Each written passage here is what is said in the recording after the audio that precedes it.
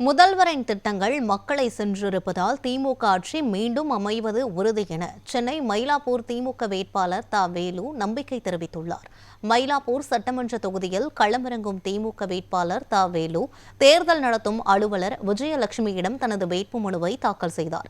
பின்னர் பேட்டியளித்த அவர், முதல்வரின் திட்டங்கள் மக்கள் மத்தியில் மிகப்பெரிய வரவேற்பை பெற்றுள்ளதாகவும் மக்கள் செல்லும் இடங்களில் எல்லாம் உற்சாகமாக வரவேற்பு அளிப்பதாகவும் குறிப்பிட்டார். எதிர்க்கட்சியினர் பற்றி கவலை இல்லை என்றும் மீண்டும் திமுக ஆட்சி அமைவதில் மக்கள் உறுதியாக உள்ளதாகவும் அவர் குறிப்பிட்டார். மயிலை தொகுதியில் மக்களுக்கு நான் செய்த பணிகளை புத்தகமாக கொடுத்து வாக்கு சேகரிப்பதாகவும் அவர் கூறினார்.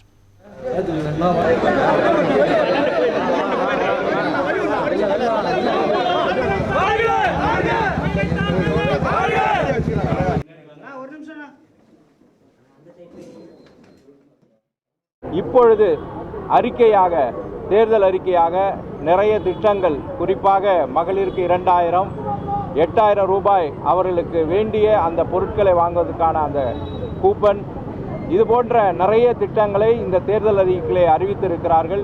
இதன் மூலம் மக்களுக்கு இன்னும் மகிழ்ச்சியோடு இந்த உதயசூரியன் சின்னத்திலே வாக்களிக்க தயாராகியிருக்கிறார்கள். தமிழ்நாடு முழுவதும் இந்த எழுச்சி காணப்படுகிறது.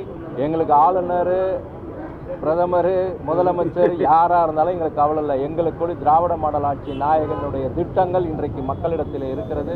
அது ஒன்றே எங்களுக்கு போதும். எதிரியை பற்றி நாங்கள் கவலைப்படுவது இல்லை.